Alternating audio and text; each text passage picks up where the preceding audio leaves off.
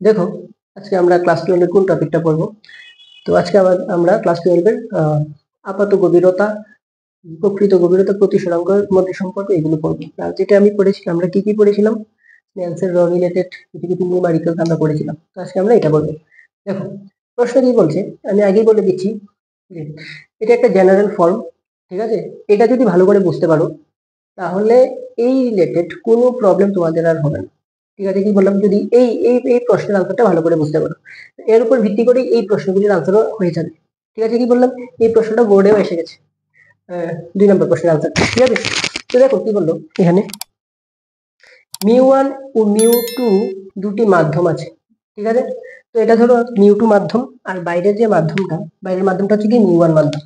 ঠিক আছে, কি বললাম? আচ্ছা, μ1 মাধ্যমের তলদেশে, আচ্ছা μ1 মাধ্যমের তলদেশে না, এটা μ2 মাধ্যমের তলদেশে, μ2 মাধ্যমের তলদেশে একটি বস্তু আছে। তো μ2 মাধ্যমের তলদেশে একটা বস্তু আছে। ধরো না μ2 মাধ্যমে একটা যা কিছু হতে পারে, কাঁচ হতে পারে, জল হতে পারে, যা কিছু হতে পারে, ঠিক আছে? একটি বস্তু আছে, এটা হবে μ1 মাধ্যম থেকে লম্বভাবে দেখলে, μ1 মাধ্যম মানে এখান থেকে, ঠিক আছে, কি বললাম, এখান থেকে যদি লম্বভাবে দেখো, লম্বভাবে দেখো, ঠিক আছে, লম্বভাবে দেখো, বা যে কোনো খান থেকে দেখে দেখে দেখতে পারো, ঠিক আছে? লম্বভাবে দেখলে বস্তুটির আপাত গভীরতা, প্রকৃত গভীরতা, প্রতিসরাঙ্কের মধ্যে সম্পর্ক নির্ণয় করো। জেনারেলি দেখো, আমরা দৈনন্দিন জীবনে আমরা দেখি যে ধরো কোনো একটা কাঁচের স্ল্যাব আছে, ঠিক আছে? কাঁচের স্ল্যাবের নিচে যদি কোনো পেপার থাকে, তো পেপারের মধ্যে যে লেখাগুলো থাকে, লেখাগুলো আমাদের কোনো কোনো সময় অনেকটা উপরে উঠে আসে বলে মনে হয়। কিসের জন্য হয়? প্রতিসরণের জন্য হয়। আর তা কিভাবে হয়? এই থিওরি, কথাটা কি বোঝা গেল কিনা?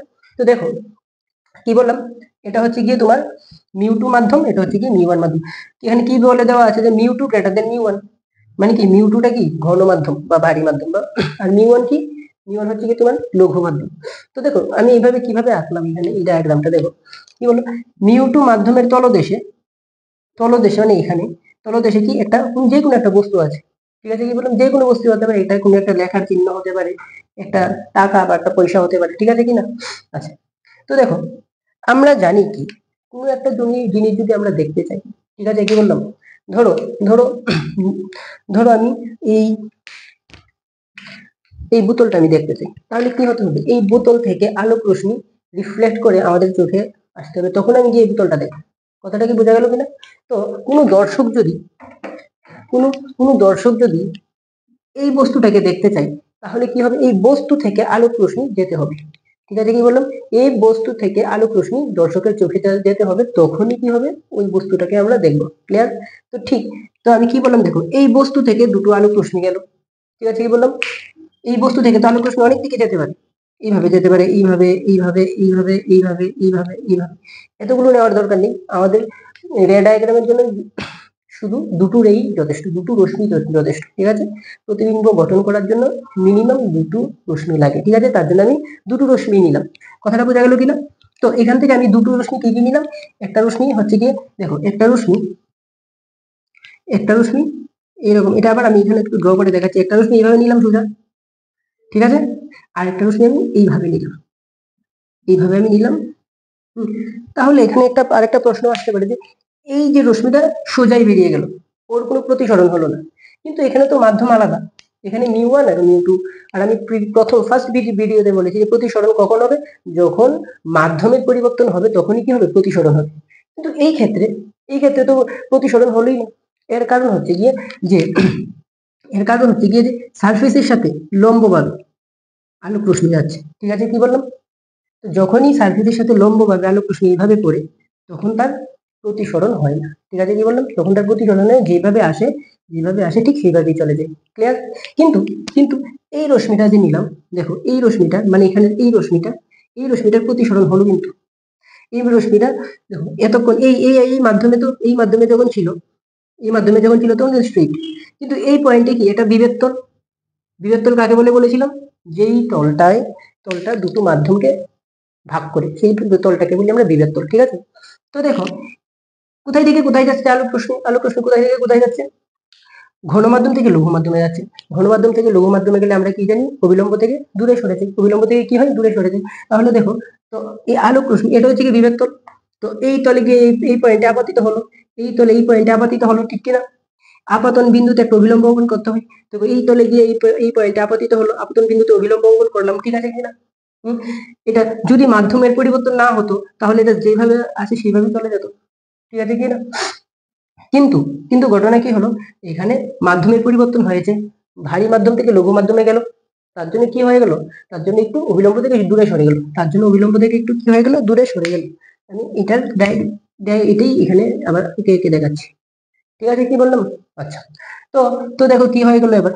এবার দেখো, আমি যদি এই দুটো রশ্মির জন্য আমি প্রতিবিম্ব অঙ্কন করতে চাই, কিভাবে হবে? ঠিক আছে, দুটো রশ্মি, আমি আগে বলছি, দুটো রশ্মি ধরো, একটা রশ্মি এইভাবে যাচ্ছে আর একটা রশ্মি এইভাবে যাচ্ছে। দুটো রশ্মি কোনোদিন মিট করবে? কোনোদিনও মিট করবে না, ঠিক আছে? কোনোদিনও পরস্পরকে ছেদ করবে না, ঠিক আছে? তাহলে তাহলে ওদের যদি আমি পরস্পরকে আমি মিট করাতে যাই, তাহলে কি করতে হবে? পেছনের দিকে বর্ধিত করতে হবে, পেছনের দিকে কি করতে হবে? বর্ধিত করতে হবে। কিন্তু অ্যাকচুয়ালি কিন্তু মিট করিনি, আমরা বর্ধিত করেছি, তার বলে মিট করেছি, ঠিক আছে? যে পয়েন্টে মিট করবে দুটো আলোক রশ্মি, যে পয়েন্টে পরস্পরকে ছেদ করবে, ওই বিন্দুতেই প্রতিবিম্ব গঠিত হয়। ওই বিন্দুতেই কি গঠিত হয়? প্রতিবিম্ব। প্রতিবিম্ব দু ধরনের থাকে, একটা হচ্ছে গিয়ে সৎ প্রতিবিম্ব, একটা হচ্ছে গিয়ে অসৎ প্রতিবিম্ব। তো সৎ প্রতিবিম্ব কখন গঠিত হবে আর অসৎ প্রতিবিম্ব কখন গঠিত হবে? ধরো একটা আলোক রশ্মি এইভাবে যাচ্ছে আর একটা আলোক রশ্মি এইভাবে আসছে, ঠিক আছে?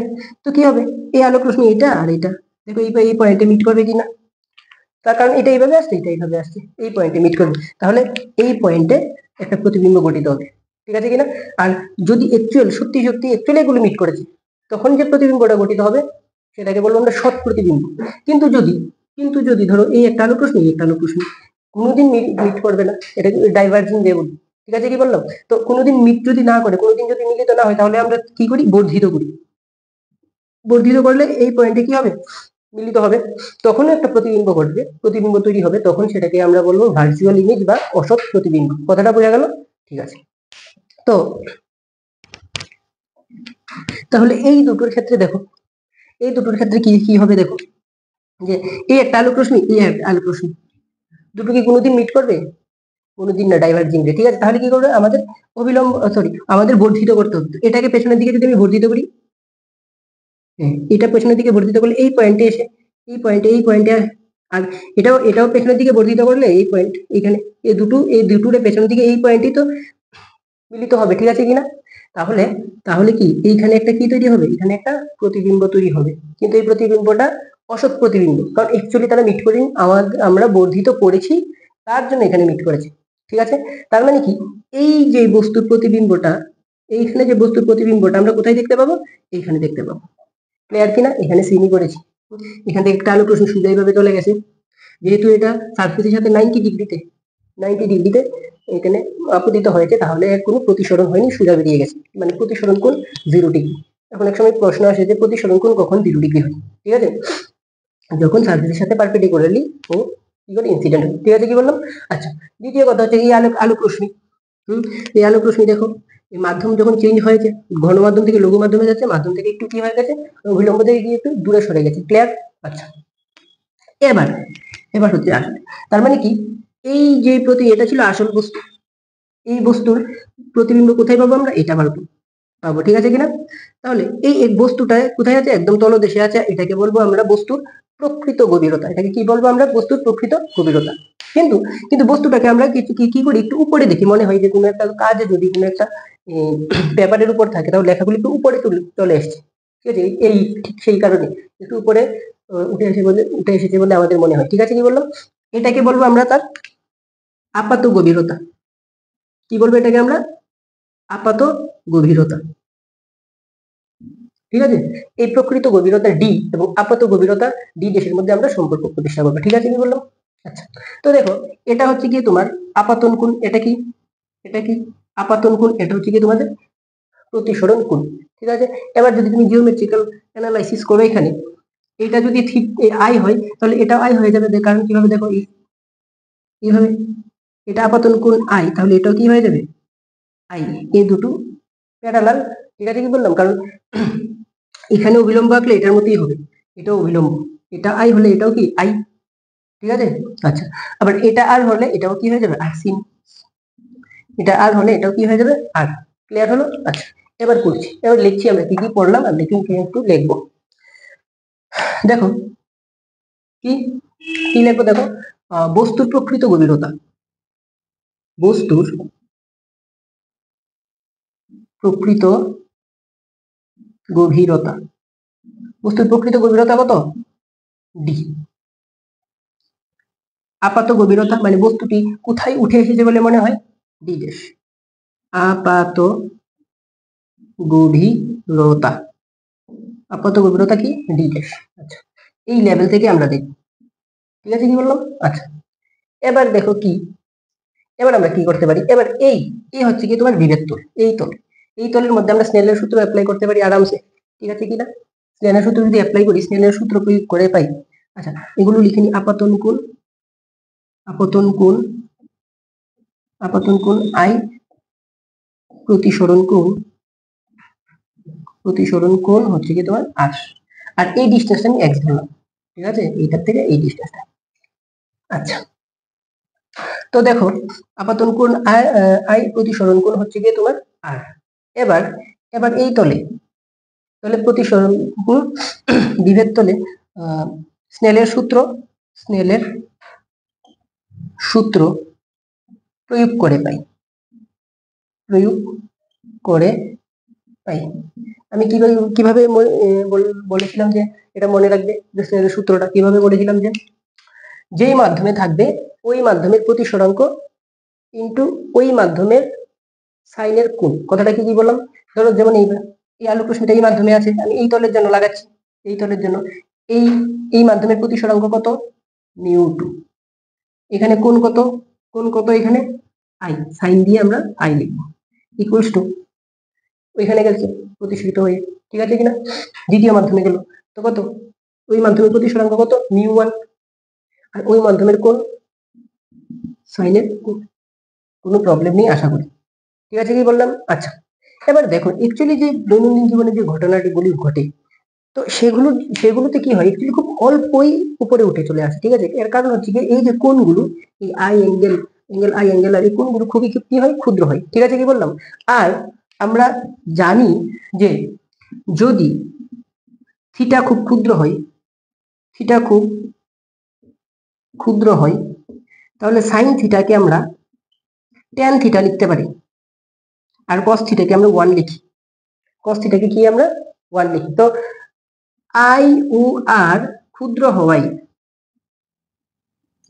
আই ও আর ক্ষুদ্র হওয়ায়, তাহলে আমি লিখতে পারি মিউ 2, এটাকে আমরা লিখতে পারি tan I equal to mu 1 tan R, ঠিক আছে, কোনো প্রবলেম আছে। আচ্ছা, এবার দেখো, এবার ডায়াগ্রাম থেকে টেন এর ভ্যালু, টেন আই, এটা হচ্ছে কি আই, তাহলে এই ট্রায়াঙ্গেলটা কনসিডার করো, এই ট্রায়াঙ্গেলটা কনসিডার করো, আই এটা অ্যাঙ্গেল, তাহলে এটা হচ্ছে কি পারপেন্ডিকুলার, এটা হচ্ছে কি তোমার বেস, তাহলে টেন কি পারপেন্ডিকুলার বাই বেস, লম্ব বাই ভূমি, তো লম্ব কত এখানে এক্স, আর ভূমি কত, ভূমি এটা, এটা মানে কি প্রকৃত গভীরতা D, equal to mu 1 tan R, tan R কি, টেন আর হলে এই অ্যাঙ্গেল, এই ট্রায়াঙ্গেলটা হবে, ঠিক আছে কিনা। এটা কি লম্ব, লম্ব কত এক্স, আর ভূমি কত ডি ড্যাশ, আপাত গভীরতা। তো দেখো এক্স এ ক্যান্সেল, তাহলে কি চলে আসলো, mu 2 by d is equals to mu 1 by d dash. এখান থেকে ডি ড্যাশ কি চলে আসবে, mu 1 by mu 2 into d, d dash কি চলে আসবে, দেখো ডি ড্যাশ চলে আসবে mu 1 by mu 2 into d, ঠিক আছে। আচ্ছা, তো এইটা ফর্মুলাটা এত ইজিও না, ঠিক আছে, অ্যাপ্লাই করতে গেলে তোমাদের প্রবলেম হবে, তার জন্য কয়েকটা ট্রিক্স আছে, যে এই ফর্মুলা অ্যাপ্লাই কিভাবে করবে, মিউ 1 মিউ 2 অনেক সময় প্রবলেমে পড়ে যাবে, কোনটা মিউ 1 ধরবো কোনটা মিউ 2 ধরবো। তো তার জন্য আমি একটা এখানে ট্রিক্স আমি এখানে লিখে দিচ্ছি, দেখো কোনটাকে মিউ 1 ধরবো আর মিউ 2 ধরবো। দেখো মিউ 1 কোনটা আর মিউ 2 কোনটা, এইভাবে মনে রাখবে, ঠিক আছে। মিউ 2 কোনটা, যেখান থেকে আলোক রশ্মি আসছে, মিউ 2 কোন মিডিয়ামটাকে ধরবো, মিউ 2 কোন মিডিয়ামটাকে ধরবো, যেই মাধ্যম থেকে আলোক রশ্মি আসছে ওই মাধ্যমটাকে আমরা মিউ 2 ধরবো, যেখান থেকে বা যে মাধ্যম থেকে আলোক রশ্মি আসছে, যে মাধ্যম থেকে আলোক রশ্মি আসছে,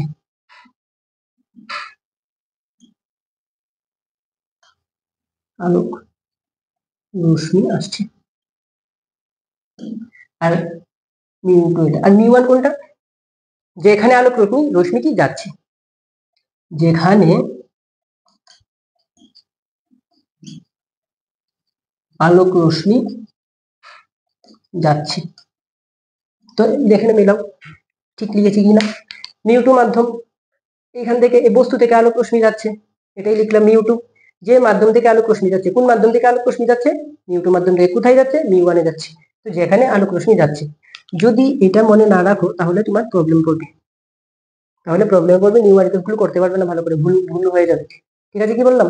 আচ্ছা, এবার দেখো অনেক সময় এটাও আসে যে কতটুকু বস্তুটি সরণ হয়েছে, এটা অনেক সময় আসে যে বস্তুটির সরণ কতটুকু হয়েছে। অ্যাকচুয়ালি প্রকৃত গভীরতা তো এটা, প্রকৃত গভীরতা কোনটা? এটা।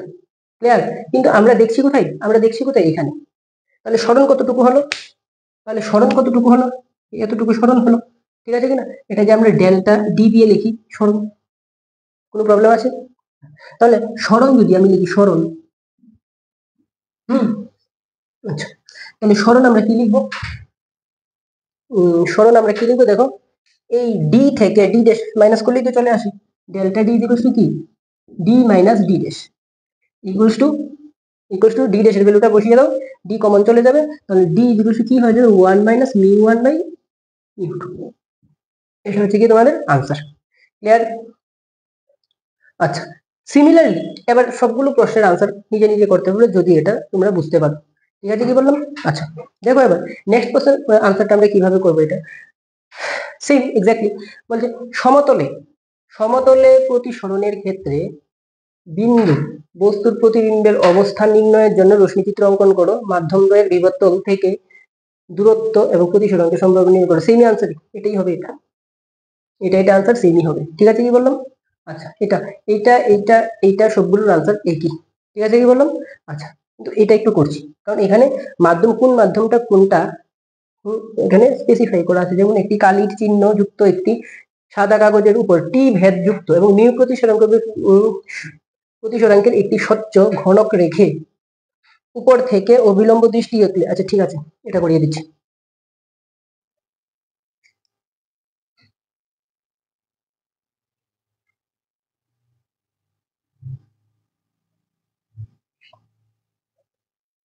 দেখো কি বলছি, একটি কালির চিহ্ন যুক্ত একটি সাদা কাগজের উপর। ঠিক আছে, দেখো, ধরো এটা একটা টেবিল, টেবিলের উপর একটা সাদা কাগজ আছে, সাদা কাগজের উপর একটা কালির চিহ্ন আছে। ঠিক আছে, একটা কালির চিহ্ন, ধরো এই চিহ্নটা আছে। ঠিক আছে, আচ্ছা, টি ভেদযুক্ত এবং মিউ প্রতিসরাঙ্কের একটি স্বচ্ছ ঘনক রেখে উপর থেকে অবিলম্ব দেখলে। আচ্ছা, এর উপর একটা কি বললো ওরা, একটা টি ভেদযুক্ত একটা স্বচ্ছ একটা মাধ্যম, স্বচ্ছ মাধ্যম কি উপর থেকে দেখলে এটাকে দেখা যাবে, কিন্তু নিশ্চয়ই যেখানে আছে এখানে তো আর দেখা যাবে না, কারণ ওর প্রতিসরণ ঘটবে, আর প্রতিসরণ ঘটলে হয় উপরে উঠে যাবে কিছুটা বা নিচে চলে যাবে কিছুটা, সেটা ডিপেন্ড করবে তুমি কোন মাধ্যম থেকে দেখছো বা বস্তুটা কোন মাধ্যমে আছে। ঠিক আছে, কি বললাম? আচ্ছা, তো দেখো, তো কি বললো, এটার ভেদ কত? এটার ভেদ হচ্ছে কি টি, এটার ভেদ কত? ভেদ হচ্ছে কি তোমার টি। ক্লিয়ার? আচ্ছা, এবার এবার আবার এবং এর এর প্রতিসরাঙ্ক কত দেওয়া আছে? মিউ। আর ওরা কি বললেন? উপর থেকে দেখছে, ওরা কিন্তু স্পেসিফাই করেনি যে কোন মাধ্যম থেকে দেখছে। ঠিক আছে, কি বললাম? তার জন্য আমরা কনসিডার করে নেবো বায়ু মাধ্যম থেকেই দেখছে, বায়ু মাধ্যম, বায়ু মাধ্যম থেকেই দেখছে। আচ্ছা, তাহলে কিভাবে আমরা রশ্মি চিত্রটা অঙ্কন করবো? দেখো, রশ্মি চিত্রটা এইভাবে অঙ্কন করবো, এই দুটো, ঠিক আছে, দুটো রশ্মি লাগবে আমাদের। একটা হচ্ছে গিয়ে দেখো, একটা সোজা, কেন সোজা? সারফেস বা তলের সাথে লম্ব ভাবে আপতিত হয়েছে, তো লম্ব ভাবে চলে যাবে, প্রতিষ্ঠিত হবে না, যেভাবে আসবে সেভাবে চলে যাবে লম্ব। ঠিক আছে, কি বললাম? আচ্ছা, তো আরেকটা আমি ধরলাম এখানে এই পয়েন্টে, এই পয়েন্টে একটা অবিলম্ব অঙ্কন করে নাও। অবিলম্ব, যে আলোক রশ্মি যে বিন্দুতে আপতিত হয় ওই বিন্দুতে একটি অবিলম্ব অবিলম্ব অঙ্কন করতে হয়। ঠিক আছে, কি বললাম? মনে রাখতে থাকি। তো দেখো, ঘন মাধ্যম থেকে লঘু মাধ্যমে যাচ্ছে, তো অবিলম্ব থেকে দূরে সরে যাবে, বিলম্ব থেকে দূরে সরে যাবে। তো এই একটা আলোক রশ্মি, এই একটা আলোক রশ্মি কোনোদিন মিট করবে না, কারণ ডাইভার্জিং রে। ঠিক আছে, ডাইভার্জিং রে, তাহলে মিট করাতে হলে আমাদের কি করতে হবে? একটা বর্ধিত করতে হবে। তাহলে ওরা এইভাবে এখানে এসে মিট করবে। ক্লিয়ার? এখানে এসে মিট করবে। তো এটাকে আমরা ধরে নিই আপাত গভীরতা। বস্তুর প্রকৃত গভীরতা এইখানে, কিন্তু তো এখানে চলে এসেছে। ঠিক আছে, কি বললাম?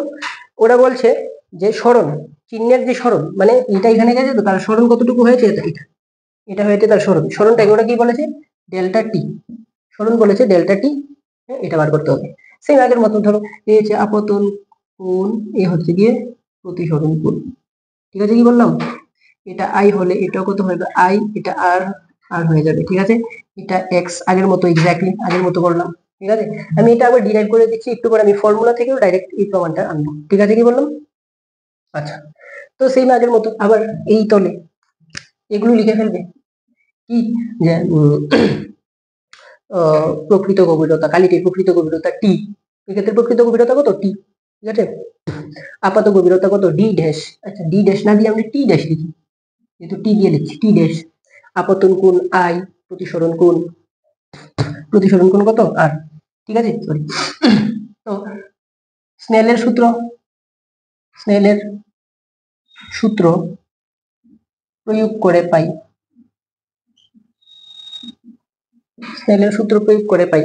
ঠিক আছে, স্নেলের সূত্র কিভাবে প্রয়োগ করবো?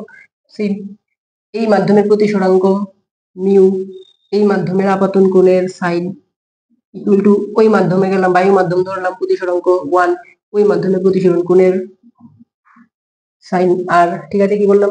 যেহেতু আই এবং আর খুব ক্ষুদ্র, তাহলে সাইনকে আমরা 10 ধরতে পারি। ঠিক আছে কিনা?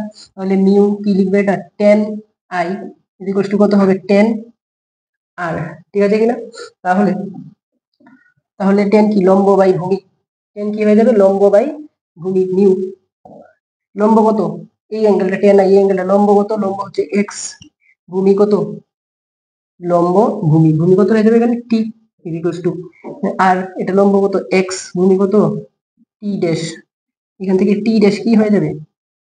এখান থেকে এক্স এক্স তো ক্যান্সেল, এক্স এক্স যদি ক্যান্সেল হয় তাহলে টি ড্যাশ হয়ে যাবে তোমার টি বাই মিউ। টি ড্যাশ কত হয়ে যাবে? টি বাই মিউ। সুতরাং সরণ কতটুকু হলো? সরণ কতটুকু হলো? সরণ ডেল্টা টি। ডেল্টা টি কে কিভাবে আমরা বার করবো? টি থেকে টি ড্যাশ মাইনাস করো, টি মাইনাস টি ড্যাশ। তাহলে টি মাইনাস টি ড্যাশ কত? টি বাই মিউ। তো টি কমন যাবে, 1 মাইনাস 1 বাই মিউ। শেষ। ঠিক আছে, আচ্ছা, আমরা যদি এইভাবে না করে আমি ডাইরেক্টলি ফর্মুলা অ্যাপ্লাই করতাম, ডাইরেক্টলি ফর্মুলা অ্যাপ্লাই করতাম, যে এই ফর্মুলা আমরা কিভাবে alternate method using formula, using formula কিভাবে অ্যাপ্লাই করতাম? ফর্মুলা কি? D dash equals to mu 1 by mu 2 into d. Mu 1 mu 2 কি বলেছিলাম আমি? এটা মনে রাখতে হবে। মিউ 2 কি? যেখান থেকে আলোক রশ্মি আসছে। মিউ 2 কি? যেখান থেকে আলোক রশ্মি আসছে। আলোক রশ্মি, এই ক্ষেত্রে আলোক রশ্মি কোথায় থেকে আসছে? স্ল্যাব থেকে আসছে। তার প্রতিসরাঙ্ক, যেখান থেকে আলোক রশ্মি আসছে তার প্রতিসরাঙ্ক। ঠিক আছে, কি বললাম? তো এখানে এখানে কি, তাহলে কার? মিউ 2 এর জায়গায় কি হয়ে যাবে? মিউ। আর মিউ 1 কি? যেখানে আলোক রশ্মি যাচ্ছে। তো কোথায় আলোক রশ্মি যাচ্ছে? এখান থেকে কোথায় যাচ্ছে? বায়ু মাধ্যমে যাচ্ছে, তো তার প্রতিসরাঙ্ক মিউ 1 কত? 1। ঠিক আছে কিনা? তাহলে তুমি আরামসে পেয়ে যাবে। আর এই ক্ষেত্রে আমরা কি ধরলাম? আপাত সরণটা, আপাত আপাত গভীরতা, গভীরতা গভীরতা কত ধরেছি? T dash. মানে এখানে ডি ড্যাশকে আমরা কি পুট করবো? T dash. তাহলে এখানে বসাও, কি আসে? T dash. T dash equals to কত? টি ড্যাশ ইকুয়ালস টু কত চলে আসে? দেখো, মিউ 2 এর জায়গায় কি বসাবো? মিউ, আর মিউ 1 এর জায়গায় তাহলে 1 বাই মিউ ইনটু টি, মানে কত? টি বাই মিউ। ক্লিয়ার কি না? দেখো, ওই T dash equals to T by mu চলে এসেছে। ঠিক আছে, তাহলে এইটা ইম্পর্টেন্ট। ঠিক আছে, কি বললাম? আচ্ছা, তারপর কি? ডেল্টা টি দরকার। এবার এটা পেয়ে গেছি, তো আগের মতো হয়ে যাবে সরণ, সরণ, বা ডাইরেক্ট এটার ভিতরে এখানে পুট করতে পারো, ইজি। ঠিক আছে, সরণ কি হয়ে যাবে? Delta t is equals to t minus t dash, মানে টি ব্র্যাকেটে 1 minus 1 by mu. Clear? Hmm.